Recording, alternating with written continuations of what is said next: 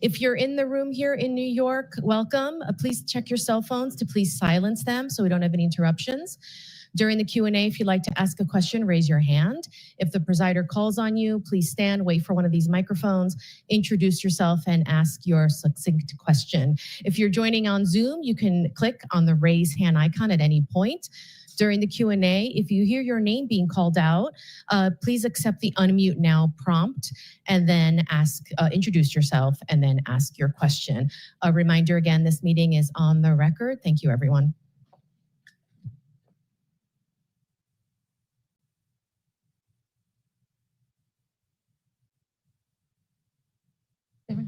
Thank you very much. Welcome everyone to today's Council on Foreign Relations meeting called A New Vision for America's National Security. My name is Nick Schifrin. I'm the Foreign Affairs and Defense Correspondent for PBS NewsHour, and I'll be presiding over today's discussion. Welcome to everyone here in New York, and also to the 400 members that are on Zoom joining us virtually.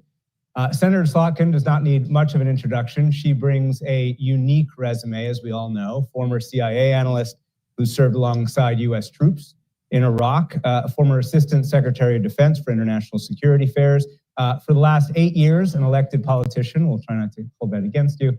Like me, like so many people our age, forgive me for aging us, we were here in New York on 9/11. And that has changed her life and so many of our lives. So without further ado, Senator Slotkin, the floor is yours.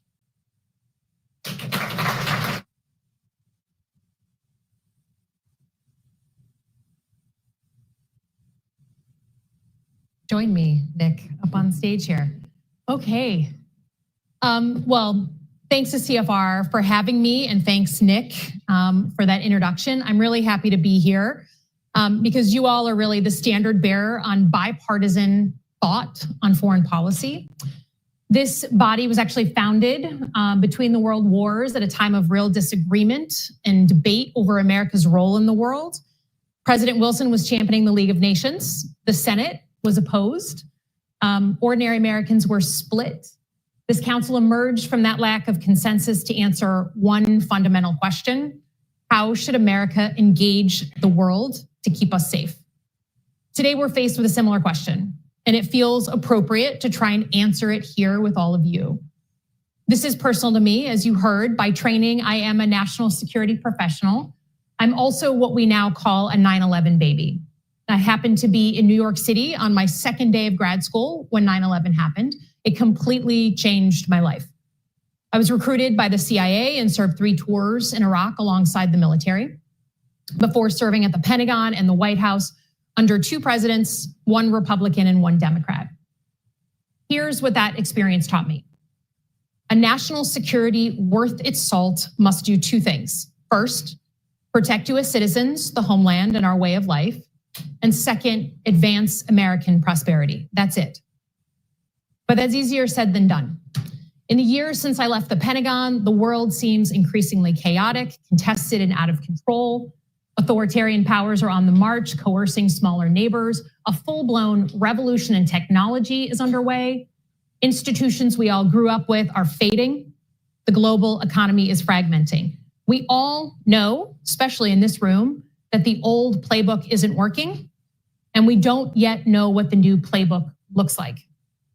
President Biden nibbled at the margins of this playbook. President Trump is burning it all down, the good with the bad. With all that noise, it's easy to spend all our time on the issues of the day. Troops, American troops in US cities, Ukraine, Gaza. But for our safety over the next 50 years, we have to think longer term.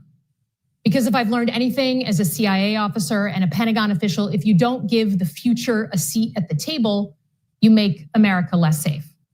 So let's get back to basics. To do that, I went to what most in this room would probably think is an unlikely source, Michiganders. Since 2017, I've been representing the greatest state in the union, Michigan, in Congress, first in the House and now in the Senate. I often feel like I have 1 foot in the national security world, 1 foot in my life in Michigan. So when I decided to give this speech, I wanted to do something that most national security types wouldn't think was important, reach out to regular Michiganders and get their thoughts on the subject. Last month, I held town halls on national security in Benton Harbor and Troy, Michigan, with people across the political spectrum. For 90 minutes each, we talked about what they saw as the greatest threats to their safety and prosperity and what they expect from their government. Here's what I heard.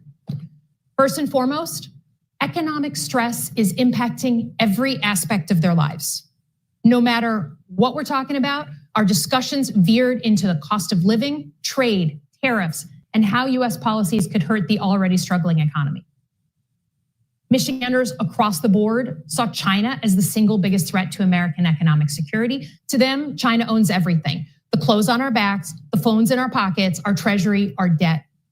And in the words of one Michigander, when you have someone entrenched in your own house, how you deal with them is very important. Second, technology is putting our citizens on the front lines, and the government isn't doing enough to protect them. From social media to AI to cyber attacks, tech threats were top of mind for everyone who attended those sessions. One Michigander said it well, warfare is still on the ground, it's still rockets, but it's also changed. Cyber warfare can be just as brutal. Their bank accounts, their hospitals, their kids' data. Everyone had a personal story of being hacked or ransomed. On AI, most seemed to know it's coming, but they didn't know what it meant for them. They heard AI can do some good things, but they also feel a new round of job loss, which we've seen firsthand in Michigan. Regardless of the type of technology, Michiganders feel utterly unprotected, like the government was shrugging their shoulders on these threats. That's a direct quote. Some folks brought up President Trump's approach to burning things down. For most, to be honest, the jury is still out. And there's a message in that ambivalence. Many Americans have lost confidence that we know what we're doing abroad. And they have good reason to feel uneasy. They've seen and fought the forever wars in Iraq and Afghanistan. They see support to Ukraine and Israel without resolution, all while the middle class is suffering at home. While most Americans still genuinely believe in a strong American role in the world, there's no mistaking that there's a trust deficit after the last 20 years. Before I move on, I just want to flag what didn't come up in those town halls. Traditional security issues like missile defense, nuclear weapons, and major terrorist attacks were not top of mind. Michiganders still expect their government to protect them from those things, but as a rule, they're focused on their pocketbooks and their kids. I count this, frankly, as a victory. For all our faults, we should be proud that for almost 80 years, we haven't had another world war or a nuclear exchange. And despite how President Trump paints those who work in national security, we should continue that critical work. So that's what I heard from Michiganders. And while they may not use fancy language, it's clear that they understand warfare has changed. So informed by them, I'm going to focus on three big things that, if we get right, will define American security for the next 50 years. First, we need to treat economic security as national security and be ruthless about growing the middle class. Second, we need to win the tech race, just like we won the nuclear and space races. That's especially true for AI. And third, we need to fundamentally rethink how we protect Americans since they are now on the front lines. First, on economic security. We need to treat economic security as a national security priority because it is. I believe in my bones that the existential threat to the United States is not coming from abroad, it's the shrinking middle class here at home. Using the term existential is not hyperbole. If you want to understand how the US got to this fractious, authoritarian moment in our history, all you need to know is that the American middle class has shrunk since its high water in 1970. In the last 50 years, the share of Americans in the middle class has fallen by nearly 20%.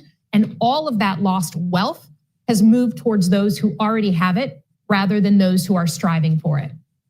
That's not a political statement, that's cold, hard fact. What does that mean for everyday Americans?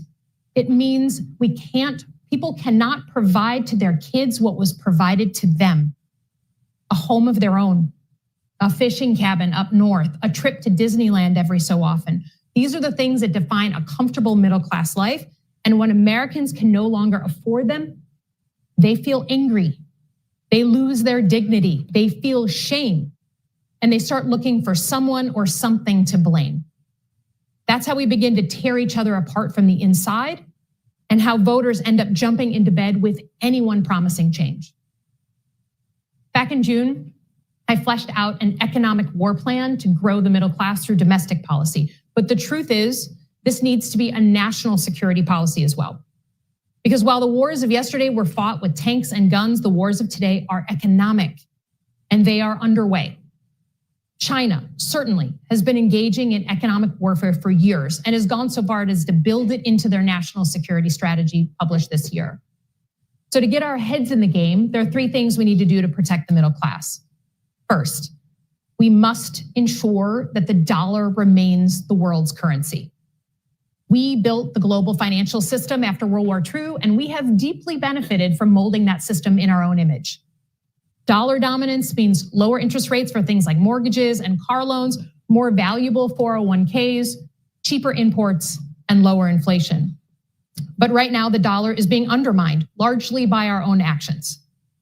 Trump's efforts to bend the Fed to his will, his sloppy tariffs, and a self-generated trade war. Already, the dollar's value has fallen more in the last 7 months than in the last 50 years. Countries are looking for alternatives. This all plays directly into the hands of China, who wants to run, obviously, the world on their currency. So we need a comprehensive plan to maintain the dollar as the leading global currency. That also means, and I know this is controversial, especially in New York, leading on the money of the future. Just as countries like Kenya are skipping traditional banking and going right to mobile money, we want the digital currencies of tomorrow to be keyed to the US dollar. Despite Trump's abuse of the meme coin, we need to double down on dollar-backed stablecoins.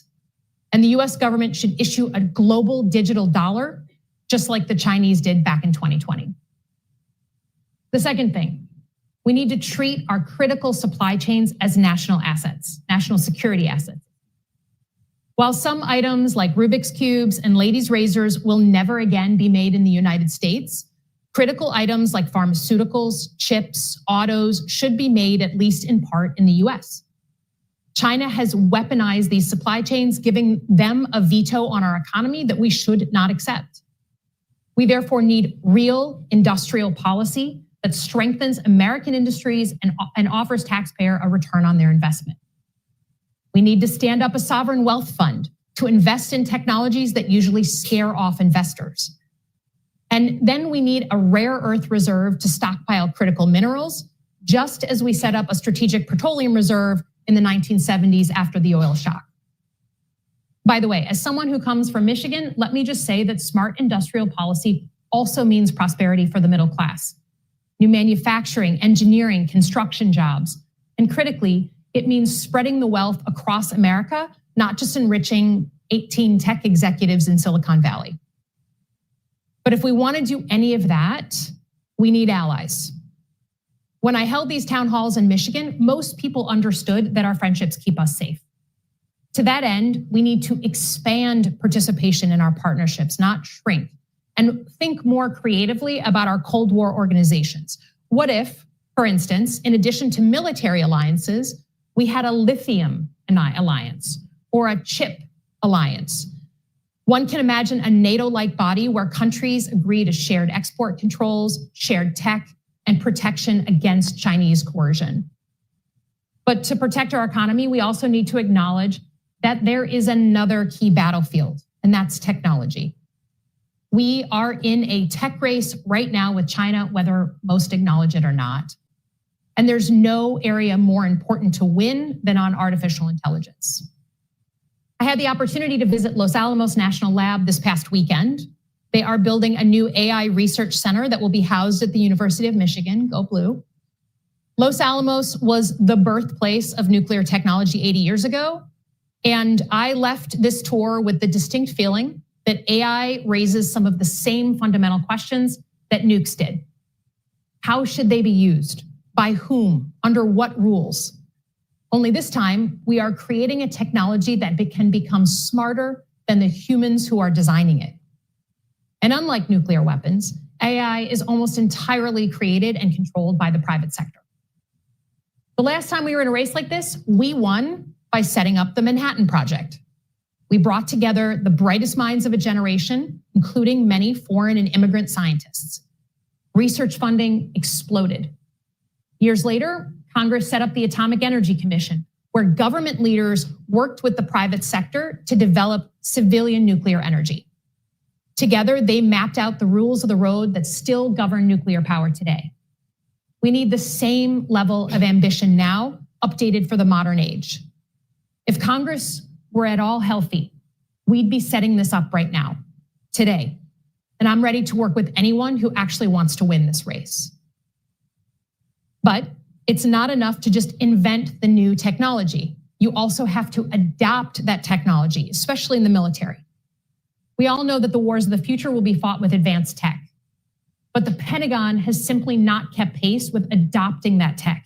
And our defense industrial base is falling far short of delivering at scale. China is literally eating our lunch on this score. They're able to take a new weapon system from idea to the hands of their soldiers in 5 years. For the US, it's 12. To help speed up that adoption, we should actually take a page from Ukraine. And whenever possible, start with commercial technology that's already on the market and adapt it for military use. We literally need to take a battle axe to the old way of doing business, where we spend excessive time and excessive money building the next big toy, only to use it for just one threat. Finally, in this new era of economic and tech warfare, it's our citizens who are now serving on the front lines, and they are under attack.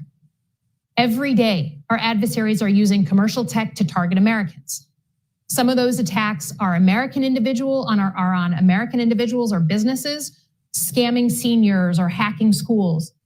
But other attacks are on our infrastructure.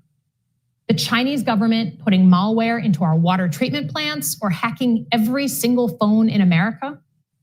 A Russian group hacking our oil pipelines and shutting off gas to the eastern seaboard.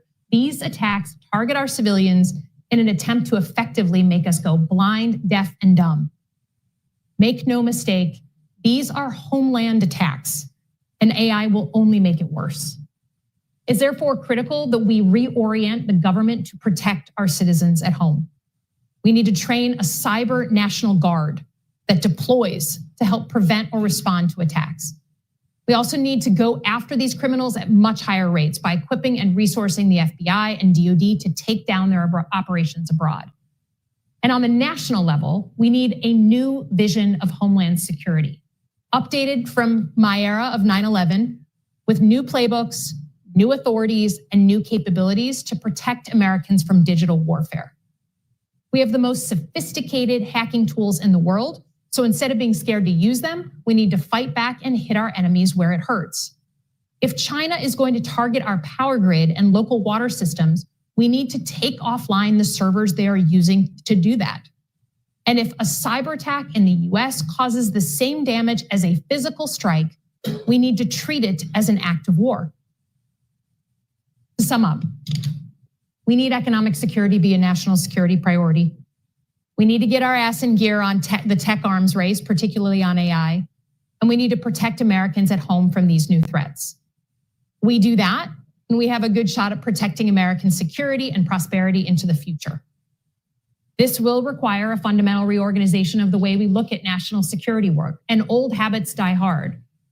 But our security, once again, depends on our ability to change and adapt. To that end, let me put in one final plug. Our entire national security approach, what we all grew up with, is based on the National Security Act of 1947. It created the Department of Defense. It created the CIA. It was an incredibly important document at the time, and that reorganization helped us win the Cold War and the space race. But we're long overdue for change. The good news is that we have a rare moment of opportunity here. Trump is indeed burning everything down. But instead of snapping back to the old way of doing things, we have to build something new out of the ashes. I am not naive. I know we have real problems right now, but a real lack of leaders that are focused on the future is a problem. If leaders are able to rise above their partisanship, America still has a really good hand to play. We still have the best workers, the best researchers, the best innovators in the world. Our economy has been the envy of countries across the globe, and we have a very long history of doing the impossible. That's what this moment demands of us. That's what the American people demand of us, and that is what is our duty to deliver. So thanks so much. Appreciate your time.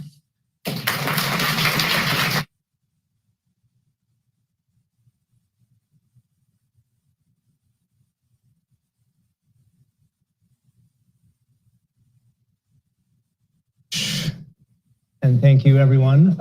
We'll take I think we've got about 20 minutes or so that I will take, and then we'll go to the members in the audience as well as online. And what I'd like to do is start big picture, especially on your economic vision, and then kind of zoom in to some specifics. You bet. So you had a line toward the beginning. President Biden nibbled at the margins of a new playbook. One of his foreign policy slogans, of course, was foreign policy for the middle class. I looked, the most recent Gallup poll judged President Biden's approval on foreign policy as 40%. Your phrase is economic security as national security. So how is your vision different than President Biden's? Well, I think, first of all, the whole reason I wrote the speech is because it's very easy to get stuck in the conflicts in the headlines. And I think if I can say about the Biden administration, they got very deeply mired down in the conflicts of the day. Not that they're not important, right? Ukraine or Gaza, they are important. But what they didn't do was go whole hog on a sort of national security approach to industrial policy. And they certainly, I think, could have done more laying out the kind of 40 or 50-year plan, again, based on economics and technology. Some of the things that I'm calling for in the speech were things that I would have been thrilled if they had suggested. But I think, as often happens, we just don't have a lot of space for thinking ahead. And we all know that Washington is not functioning well right now. And one of the casualties of that is, like, I'm sitting in the Senate as a brand new senator, and there's just not a lot of talk about these future threats. I mean, they're not even future, they're here. So I just wanted to put something out, a little something, to say that if we don't think about this dramatic change that's happening right now, we're really not doing what we need to do to keep the American people safe. So the steps that the Biden administration took, things like the CHIPS Act, things like the National Security Supplemental that had a lot of defense industrial base investment for many years, just not enough? It was a good start. It was a good start. And I think, again, and I voted on the CHIPS Act. I mean, you do what you can, but I think we need to make a deliberate decision, again, could be controversial, that we as a country are going to push forward a real thoughtful industrial policy. That's not a bad word. I say this, yes, because I care about national security, but in this room, I feel the need to make the point again. There is a problem with the fact that the middle class is shrinking like this. I live in my farm town, Holly, Michigan, and people cannot live the lives that their parents were living, and they are mad. And this, if you're unhappy, we can't have a consistent policy as a country if we're constantly pendulum swinging from Bush to Obama to Trump to Biden to Trump. That reflects the fact that people are unsettled. So if you care about a strong American leadership role in the world, and that means we have to be consistent with our allies and our adversaries, you should care and give a crap about the health of the middle class, because they're not going to give people in this room permission to do what they want to do abroad unless you are actually making it so that they can live lives better than their parents. I think it's sorry to age us again, but I think our generation is the first on average that is less well off than our parents, I think, as a generation. All right, so if that's the prior president, let me ask the big picture question about the current president. So from the very beginning, President Trump's foreign policy approach has been intertwined with talk of the middle class, and his foreign policy tools have overlapped with what we have historically thought of as economic tools. And this isn't just about tariffs. In 2016, he and Bernie Sanders both emphasized early on how the Trans-Pacific Partnership and other free trade deals were hitting the middle class. That pushed Hillary Clinton, that pushed Obama against the TPP. So how does your frame differ from what has been a key aspect of his foreign policy approach for 9 years? Yeah, I mean, I think the president is a populist. And I think, my experience with Trump is that he's usually got the wrong answer for the right question, right? That he's picking up on something that's very real in the country, right? This issue with the struggling middle class. But then his answer on what to do about that, I very frequently disagree with, maybe not always. And certainly the sloppiness with which he conducts his economic policy making. Again, people in this room may know better than me. There is some real basic problems with the economic sense that it's making it. And as a representative who very much, I won the tightest Senate race in the country. I won by 19,000 votes out of 5.6 million voters. It was tight, okay? It was a cost of living election, period. And voters voted for whoever they thought was going to put more money in their pockets. He successfully won that campaign because he said he was going to lower costs. And I challenge anyone to tell me what part of your budget has gone down and not gone, in some cases, up precipitously. And this fall, with everyone, including probably everyone in this room, getting notification that their private health insurance is going up by 10 to 15% starting January 1. He is not, whatever he claims to care about, the results do not match what he says he gives a crap about. So let's zoom in. Let's do the economic stuff, the tech stuff, and then the cybersecurity stuff, if I can get through all of it. Global digital dollar. That sounds a lot like a central bank digital currency. Is that what you mean? A government-sponsored coin? Because as you know, the Republicans have emphasized or been pushing a more private solution. Yeah. So, we worked on some cryptocurrency legislation that we voted on in the last couple of months. And I think that's, again, a good start on stablecoin. But I do believe that we need a government-issued digital currency. The Chinese did it. I think there's demand for it. It speeds up the commerce. It's cheaper. And like the world is going digital. So we either kind of get in the game or we shouldn't be surprised that it's all ceded to these private entities. So I think we need one. And I think that the government should want one, right? We should, if my premise is that. Although it does have to be an act of Congress. I mean, Jay Powell says this. Let's talk. If Congress creates it, then let's do it. Yeah. Right. So I would argue that this administration hasn't always yielded to Congress on things that are congressional responsibilities, but I'm ready to talk. But I think that that's something, if we want to keep up with the pace of change and how so many of our own citizens and citizens abroad are transitioning to digital currencies, then it's just we need to do it. Sovereign wealth fund. Traditionally, these are created by states. Alaska and New Mexico have one. Countries, of course, with some kind of abundance of assets. We usually associate it with oil and gas. And they usually create sovereign wealth funds in order to diversify future revenues. To get off of oil and gas only. It seems to me, though, that the only surplus in the US economically is debt, right? $37 trillion. We're the largest debtor in history. Yeah. So is the sovereign wealth fund a good use of money? And what's it for, if not to diversify future revenue? Yeah, I think it's about placing strategic bets on things that traditional investors see as either too long-term or too risky in some cases.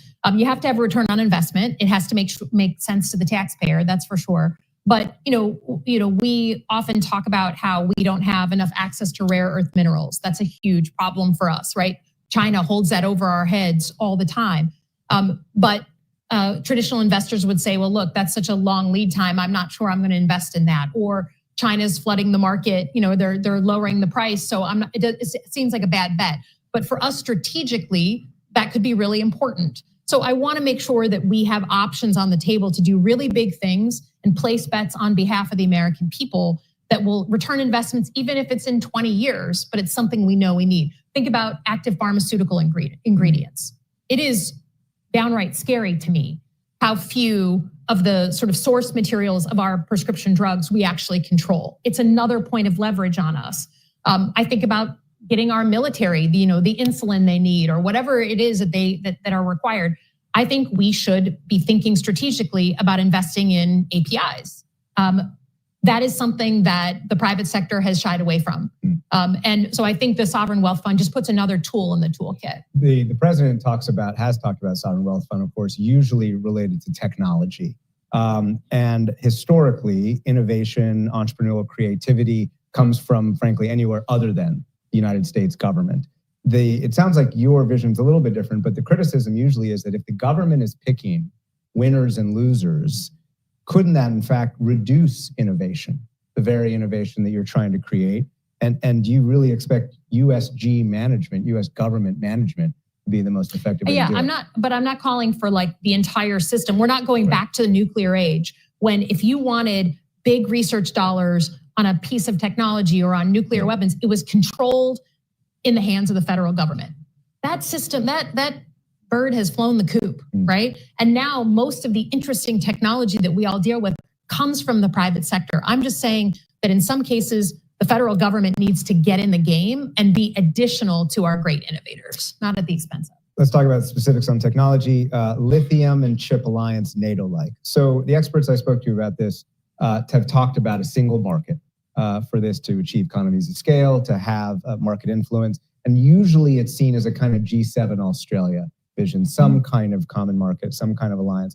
But the president has talked about this, and I should say the president is working with Australia on that very idea. But the president's also looked toward the Gulf on this, not just for money, but Saudi Arabia has the 4th largest rare earths in the world. Who would be your allies in this if you were president, if you were designing this? Would it be our traditional G7 and Australia allies, or could you go beyond those traditional allies? And how much might values in other realms, like Saudi Arabia, influence the list of allies in this kind of effort? I think that we just need to kind of really widen the aperture on what we think of when we think of partnerships and alliances. I tend to think of them as mostly military. And then we have some of our economic ones. I just think that it is in the world where we all need common things, but we don't have access to those common things like lithium. You can see an assemblage of countries, maybe a bunch of NATO countries, but not all. Maybe a bunch of the G7 countries, but maybe not all. But could it be with someone like Saudi Arabia? Sure. Okay. Sure. I mean, I think that to me, the world is requiring us to kind of think in a more kaleidoscope kind of way. And so we're going to have different alliances on different things. And I think that in that case, we're going to be working with people that we need, right? It's part of like, I look at, it's a little off topic, but just like what this administration has done with India. Okay. Like that's dumb. That's dumb. And we see the military parades, and there's the Prime Minister of India who just, to me. For Xi Jinping you're talking about in Beijing. Yes. Yes. And it is like, you see all these folks together. We should be trying to peel away a country like India and bring them into our orbit rather than alienating them and pushing them into the arms of China. Which, of course, before the last few weeks was the consensus bipartisan for the last 2 decades. I thought we were there, but apparently not. And one more on the rare earth reserve. The one big beautiful bill has $2 billion for a stockpile. Is that the right approach? Is that just a good start, as you said about the CHIPS Act earlier? I think we have to look at it. I just think that this idea that we need to make, again, can be controversial in a room in New York, but like the free market isn't perfect at preparing us for emergencies, for natural disasters, and certainly for the technological risks that are coming at us right now. And so I do think that some sort of reserve for the things that we need is essential. We just got to look at how to set it up correctly. Let's do cybersecurity in the couple minutes that I have left. Quote, I'm going to quote you back to yourself. If China is going to target our power grid and local water systems, we need to take offline the servers that we are using, or that they are using to do that. So let me ask different questions about Salt Typhoon and Volt Typhoon. So Salt Typhoon is what you referenced in your speech. This group of Chinese hackers that has infected all of our telecommunications, perhaps to the point where every single American cell phone was hacked or a version of that. So the obvious questions when you talk about going on offense: does the US government even know what to target and where to target and who they are? And how do you go on offense, the crucial question about this, and create deterrence rather than escalation? Yeah, well, first of all, let's dispense with the idea that there's any deterrence now on cyber threats, right? And there is no one sitting in Beijing or in Moscow being like, I wonder what the Americans will do if I go into every single cell phone in the country. That they know, to listen into the president. They know. The vice president's phones. They know what we'll do. We're and look, there's stuff that happens in the secret squirrel corners of our government. But in terms of what we can say to the American people, we are doing to respond to this. I would say some parts of our community have largely been, what at the Pentagon we say, admiring the problem, right? Like looking at it and talking about it. Oh my God, it's amazing. But what do we do about it? And it's difficult. I admit it is difficult. As someone who did military planning at the Pentagon, we don't have good doctrine on this. And I'll tell you, it's confounding. I think about this all the time. Imagine a hacker based in China or in Russia takes out the power in Michigan in the middle of February, and 180 elderly people freeze to death in their homes. Well, a foreign actor just killed a bunch of American civilians on our soil. What is the right response? What does proportionality look like? Americans don't tend to kill civilians, kill grandmas in their homes in Moscow. But if the attack came from there and they killed our people, how do we respond? It's confounding, right? I get it. It's tough problems, but like tough noogies, we're there and we've got to work through it. But I deeply, deeply feel we need to reset deterrence, and that will take not just words, but action. But again, going back to my question, do we know where to point our offensive tools, and how do you do that without escalating further? I think we often can trace where these things are coming from. The intelligence question, it's what to do about it that confounds people, which is the doctrine, right? So, okay, they just killed 180 Michiganders. I know the server. I think at a minimum, we can be talking about taking out the server. But we're all dependent on technology now. Does that mean we're going to take out something that hurts a bunch of their civilians? This is the kind of complexity that we have not sufficiently worked through. And you're jumping to a hypothetical attack on critical infrastructure, which is what Volt Typhoon is, which is a separate set of Chinese hackers that have burrowed into our critical infrastructure. But do you see a difference between hacking into our phones and causing physical damage? For sure. I mean, with anything, it's like, it's just as we treat, a one ISIS guy, carrying out a small terrorist attack in an American city is very different than 9/11, right? There's a difference, and there's a difference in cyber threats and digital threats. But I think, to me, I don't believe that we have yet had in this country the cyber 9/11. We will have it. Yeah. We've had a lot of things that you're mentioning that a lot of insiders have heard about, Salt Typhoon. And I guarantee you most Americans don't know what Salt Typhoon is and what it actually did in terms of access to every American phone, potentially. But one day, I hope it never comes, but I believe, especially with AI, we're going to see a cyber attack that is so shocking and so dramatic that it shakes us out of our day-to-day, just like 9/11 did when I was here, that day. And suddenly, Americans are talking about cyber threats in a way that we haven't before. I think that the Colonial Pipeline was the USS Cole attack. It was the attack that's like, we knew it was bad. We knew something was going on. Just like the USS Cole attack off of Yemen before 9/11. So I don't want to get there. I want to prevent that. And that's where I think the responsibility of leadership comes in. And then one last one for me, and I'll zoom out. So you mentioned the National Security Act of 1947. It is being kind of amended today. At 4 p.m., the president will announce the secondary name of the Department of Defense, the Department of War. I assume that's not what you meant when you said redesign. That is not what I meant. Can you give us a back of the envelope vision for what it is that you would change in the act. How does the structure of the U.S. government need to change in order to enact the kind of foreign policy? So the National Security Act creates the big departments and agencies that we know about, and it creates the National Security Council. It creates kind of how we engage with each other around the government, and lays out a bunch of priorities. To me, as someone who served in the White House under a Republican president and a Democratic president, I think there's many in this room who will agree, the siloing between national security and economics was profound. There's a few people, and Mike Froman might be one of the few, who actually did the link between the two.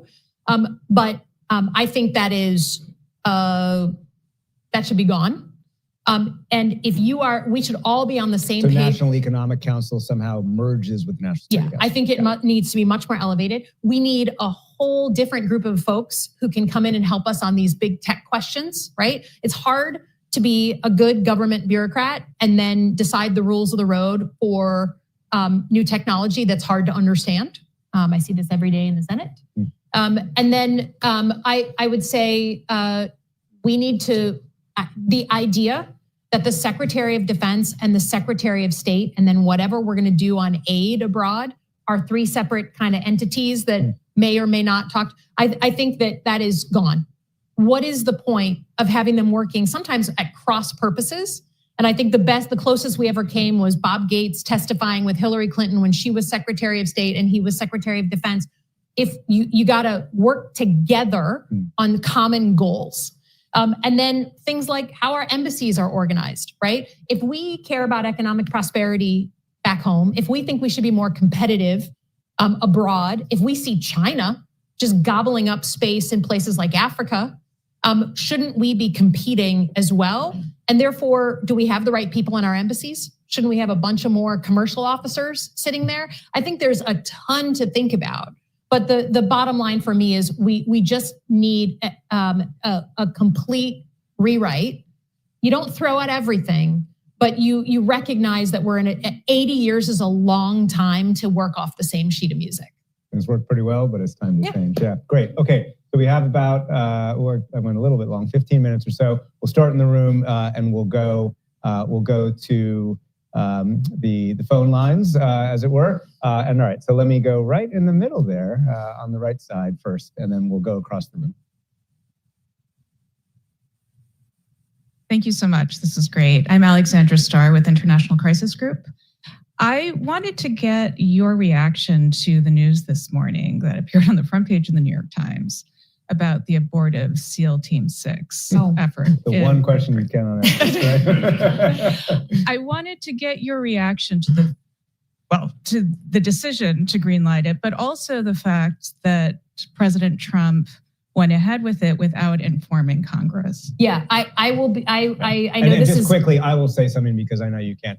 So this is an extraordinarily rare piece of journalism that has the level of detail that is classified in here is rare even for unique stories in New York Times. And it's basically has SEAL Team 6 submarine movement off the coast of North Korea to the point where they were trying to get on to plant the listening device. And they had little mini subs that are called wet subs. They get on, it goes badly and it's aborted. That's the story that I know you can't talk about. The point that she's making is something maybe that you can talk about, which is the use of, the lack of informing Congress, it seems like for many years about that particular incident. So, and I will, this is not a dodge. I literally was on the train this morning preparing for this speech. So I saw the article, my team and I said, holy crap.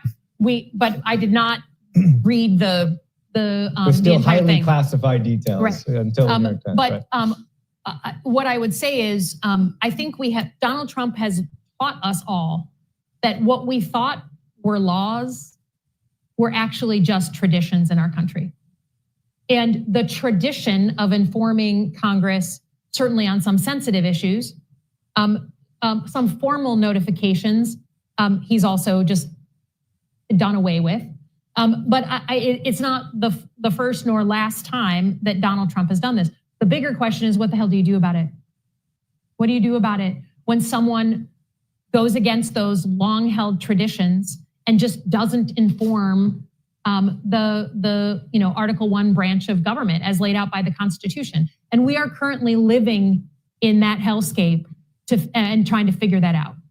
And I think it hits right down the fairway as a new senator, because you want the place to work. You want to be that co-equal branch of government. And between that and so many other things that he's doing, it is clearly confounding the other branches of government on how to deal with someone like this. And Trump 2 is a lot different than Trump 1. All right, let's go to this side of the room. I saw someone right there in the middle as well. Yeah. I just have to say, this man with white hair right here is my professor. He was my professor and the head of my international security program at Columbia that got me into this crazy life. So you may have to. All right, we may have to, absolutely. So yeah, the gentleman who's just raising his hands now, and then we'll come back to your old professor. Hi, my name's Hall. I'm a startup founder. I drive a Michigan assembled vehicle. Many years ago, I was a tank commander. My vehicle was American made in Ohio. But these days, we can't fulfill our tank productions on time because the industrial base is hauled out. As you know, our Navy ships are all behind schedule, and we are in the position of asking South Korea to teach us how to make shipping. There's probably more people here than master tool die experts within the United States. Would you say we need a Manhattan plan to reindustrialize America? What does that look like for you? What do the outcomes look like? And just a fun one for you, how do you think Michigan has a role to play? Okay. I'm a Notre Dame fan, Thank you. not a I'll Michigan pay you fan. later for that question. Thank you. 100% that you are right. And I think Ukraine really laid very, very bare how thin our defense industrial base was. In Michigan, we feel very proud that we have 6th and 7th generation master manufacturers. It's our tradition, it's our bread and butter, it's what we do. And we look around at other states and we're like, do you make anything or build anything? Like, what do you actually do in your economy, right? We are kind of a bread and butter kind of place. And I think part of having and making a decision as a country that you need an industrial policy comes with a recognition that you should still make things and grow things, right? It's that the free market on its own will not ensure that we have, when we need it, a strong industrial base to make the new things, right? Remember during COVID, when we all thought for a hot minute that we really needed ventilators, that was gonna be critical. Well, who do you think they turned to make ventilators? You can't go, with no offense to Silicon Valley, and be like, make me a ventilator. You need people who make shit. And that to me, the minute we lose that, it's that, and frankly, our ability to feed ourselves by ourselves, that should always be must-dos in the United States of America. Michigan has a big role to play. We currently, we make 60% of everything that our soldiers shoot or drive. But I also have been very open that we can't just do manufacturing the way we used to do it. We need to combine with founders like you and others to do 3D printing and advanced manufacturing and bring in all the new techniques and robotics. It's not going to be the greasy floor of our grandparents' generation. So that's our challenge, is take what we do, that master work we know how to do, the best precision manufacturing in the world, and add in all the cool stuff that you guys are doing so that we can be the best manufacturers of the future as well. Okay, let's go to the online audience for a question. Don't forget my professor. We will take. I'll come back. We will take our next question from Tom Nagorski.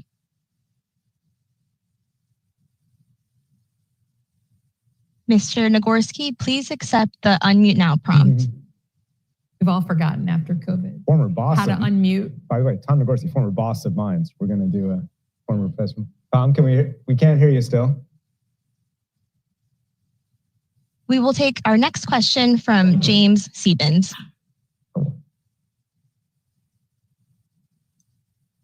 Hi, thank you very much, Senator.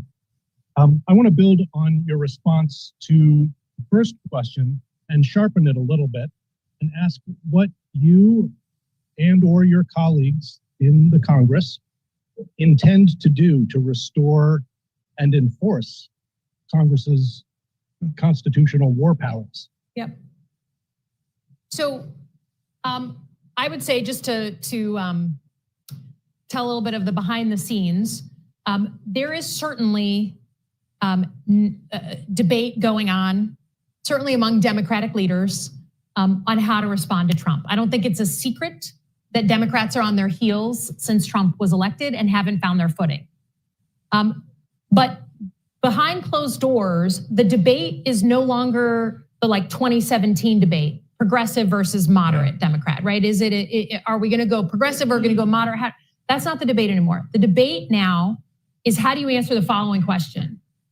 Do you believe that Trump's second term is an existential threat to democracy? Or do you believe that Trump's second term is bad, but like Trump's first term, survivable if we just wait it out and let bad things boomerang on the American people? That's the question. And how you answer that is the debate that's happening among my colleagues. So I'm in team one, okay? Trump 2 is different than Trump 1. And therefore, if I see that he's an existential threat to democracy, the tools that I wanna bring to the fight are very different than some of my peers who are like, Elissa, we're in the Senate, let's just wait him out. So to me, it is true, we are in the minority. So there's not a lot of great tools in the Senate. The question is, what is the responsibility of an elected senator in 2025 in Trump's America? Is your job more than just the kind of puts and takes of a normal Senate, the tools of the Senate? Or do you have a responsibility to lead, right? Do you have a responsibility to work with the legal community on the court cases that are going up? Do you have a responsibility to work with the grassroots to actually coordinate a plan, right? For people who are Democrats, I hear all the time, what is the plan? And it's not by accident that there's no coordinated plan.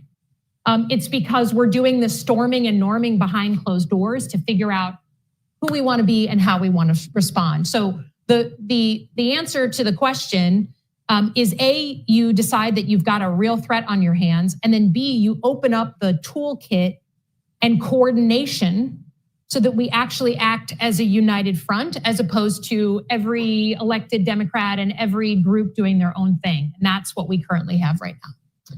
All right, so as promised, Thank you, Dr. Betts. Former professor, yes. Please. Always good to see one of my students make good. Introduce yourself to the room as well, please. Yeah. Pardon? Introduce yourself to the room as well. Dick Betts, Columbia University, adjunct senior fellow at the council. What's your domestic political strategy for advancing the new priorities you've outlined, and how does it relate to sort of the current alignments where we have on the issue of general American activism in the world, this implicit peculiar coalition of the far left in the Democratic Party and the right wing in the Republican Party, and with the center in both parties more in line with traditional American leadership goals. Yep. How does what you could do to realign domestic interests toward your priorities relate to that sort of split? Yeah, I mean, this is exactly why I did this thing that 15 years ago at the Pentagon, I would have laughed at if someone said, you're gonna give a foreign policy speech, better talk to a bunch of Michiganders who aren't in foreign policy, right? The Canadians one time told me, they came for a visit to the Pentagon and they said, we're thinking of revamping the Ministry of Defense. And so we're crowdsourcing with Canadians what we should do with our Ministry of Defense. I was like, what? How can you crowdsource security, right? There's a lot of stuff that goes on in classified channels that people don't know. We keep them safe in the dark of night.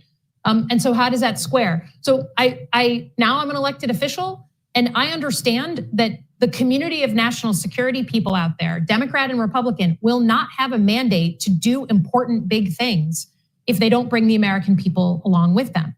And national security people haven't had to talk to normal people in middle America in order to get that mandate. And now they do, because the left and the right are saying the same thing. Whenever the left and the right say the same thing, your ears should prick up, that is something that's saturating. I wanted to start with those Michiganders because I wanted to connect what people in this room do with the things they give a crap about. And this is why the economic piece is essential. They will not give us a mandate to do anything if they're not seeing themselves and their kids succeed. And so if we don't understand how national security needs to be tied to middle-class economics here, then I think we're missing the boat. And I think the good news is what I heard over and over again, even from people who were really pissed about what America does abroad, either with the cost in blood or the cost in treasure, is they still want America to lead. They still, any day of the week, want American leadership over Russian leadership or Chinese leadership.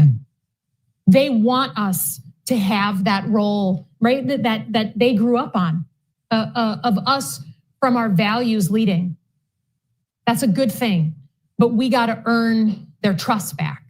And we do that by saying we're going to shape our foreign policy around the things that make you safer and more prosperous. And that's why I talk about economics and I talk about tech and I talk about protecting them at home. I think we can get to one more question. Yeah, right here in the middle. Yeah, right there. Hi, I'm Shinian from Corvex, an investment firm. My question is, if you look back at the Cold War, defense spending as a percentage of GDP remained, it was much higher than it is today. Can we achieve all the priorities you laid out in the current construct, or do we need to increase defense spending meaningfully? And then how do we pay for that if we do? Yeah, so I worked at the Pentagon, I think 7.5 years.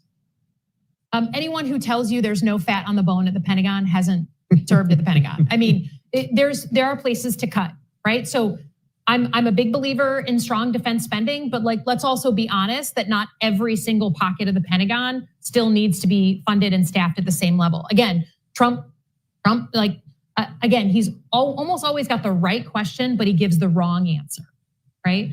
So, but I do think that the top line of the budget is one thing. What is almost always just as difficult is that we do budgets now in if we can get it, a one-year chunk.